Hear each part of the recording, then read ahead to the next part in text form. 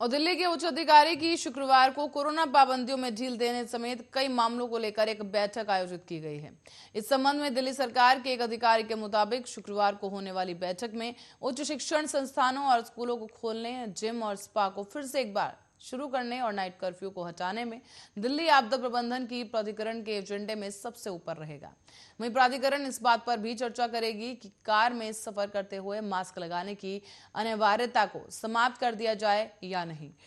Delhi high court के जरिए बेतुका आदेश बताया गया था और पिछले कई दिनों के बाद पूरे शहर में कोरोना पॉजिटिविटी रेट में गिरावट दर्ज की गई है, जहां बुधवार को महीने में पहली बार 5% नीचे आ गई और 27 जनवरी को डीडीएमए ने बैठक में रेस्टोरेंट्स, बार, सिनेमा हॉल और थिएटर्स को 50% क्षमता के साथ दोबारा खोलने की अनुमति दी गई है।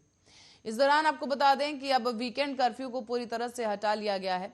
हालांकि इस बैठक में स्कूलों को खोलने को लेकर कोई फैसला नहीं किया गया, जबकि नाइट कर्फ्यू का जारी रखने का फैसला किया गया था। जिम और स्पा मालिकों ने भी अपने कारोबार को खोलने को लेकर एजेंसी से मुलाकात की है और दिल्ली विधानसभा में विपक्ष के नेता रामवीर सिंह बथोड़ी फिटनेस उद्योग को हुए घोटाले का हवाला देते हुए और घाटे का हवाला देते हुए उन्होंने एलजी को प्रस्ताव भेजने का आग्रह किया है। उन्होंने इस संबंध में कहा कि जब रेस्टोरेंट्स और बार खुल गए हैं, बसें और मेट्रो के अलावा मॉल्स और सिनेमा हॉल चल रहे हैं, ऐसे में जिम और स्पा को बंद रखने का कोई तर्क नहीं है। इस बैठक में डीडीएमए अलग अलग एजेंसियों के जरिए कोविड प्रोटोकॉल के उल्लंघन को लेकर की गई कार्रवाई के संबंध में भी समीक्षा करने की उम्मीद जताई गई है। हालांकि अधिकारियों ने इस बात को स्वीकार किया है कि वॉलंटियर के जरिए मास्क न पहनने वालों को जुर्माने के लिए दिखाया गया अति उत्साह, विशेष रूप से अकेले ड्राइविंग करते समय अपने कारों के अंदर बैठे लोगों पर भी, इससे लोगों को बहुत परेशानियां हो रही थी।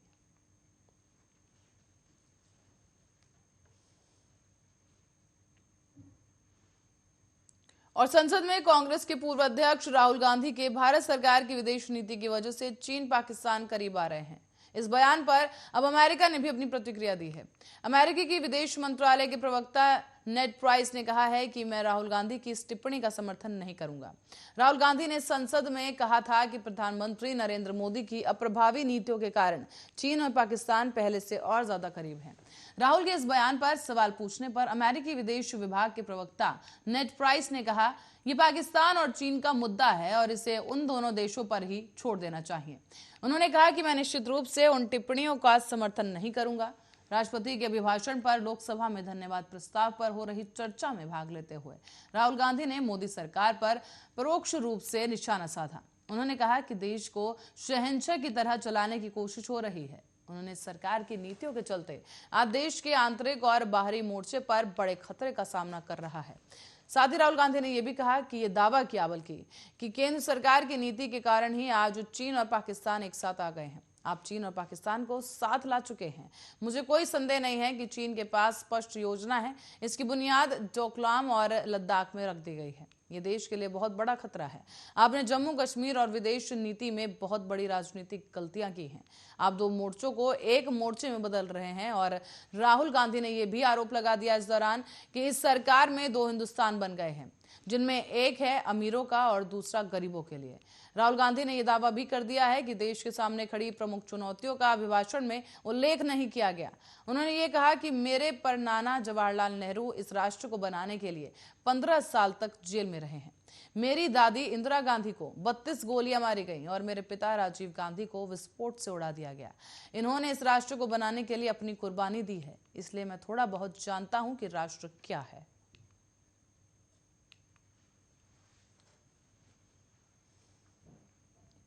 रुक करेंगे अगली खबर की ओर। केंद्रीय मंत्री अनुराग ठाकुर ने बुधवार को राष्ट्रीय लोकदल के अध्यक्ष जयंत चौधरी पर निशाना साधा है। निशाना साधते हुए आरोप लगाया गया कि उन्होंने भाजपा सांसद हेमा मालिनी का अनादर कर महिलाओं का अपमान किया है। मथुरा में मंगलवार को दरअसल एक रैली को संबोधित करते हुए चौधरी ने आरोप लगाया था कि भारतीय जनता पार्टी उत्तर प्रदेश विधानसभा चुनाव में उनके उम्मीदवारों में से एक को तोड़ने की कोशिश कर रही है। उन्होंने जिले के लोकसभा सांसद मालिनी का हवाला दिया। चौधरी ने रैली में कहा कि उन्होंने योगेश हमारी पार्टी में शामिल हो जाओ और हम आपको हेमा मालिनी बना देंगे, और मुझे नहीं पता कि वो मेरे लिए भी किस तरह की बातें कह रहे हैं। उन्हें हमसे कोई प्यार या स्नेह नहीं है। मैं कहना चाहता हूं कि आपको क्या मिलेगा मुझे खुश करके। मैं हेमा मालिनी नहीं बनना चाहता। मालिनी ने अभी तक रालोद प्रमुख की टिप्पणी का जवाब फिलहाल नहीं दिया है। हालांकि भाजपा नेता अनुराग ठाकुर ने चौधरी की आलोचना की और कहा है कि उन्हें माफी मांगनी चाहिए। अनुराग ठाकुर ने एक ट्वीट में कहा कि जयंत जी, हेमा मालिनी जी देश की एक बेहतरीन राजनेता और अभिनेत्री हैं, भारतीय महिला सशक्तिकरण की प्रतीक है। उन पर तंज या कटाक्ष करके आप उन अनगिनत महिलाओं का अपमान कर रहे हैं जो अपनी पहचान बनाने के लिए प्रयासरत हैं।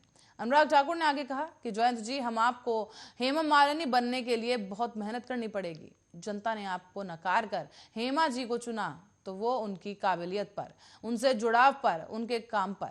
जयंत, आपको माफी मांगनी चाहिए।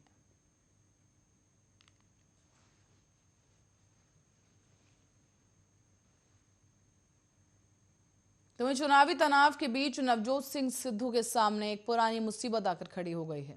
दरअसल रोड रेज के पुराने मामले में नवजोत सिंह सिद्धू के खिलाफ सजा बढ़ाने की मांग की याचिका पर सुप्रीम कोर्ट आज दोपहर को सुनवाई करेगा। 34 साल पुराने इस मामले में सिर्फ जुर्माने की सजा हुई थी।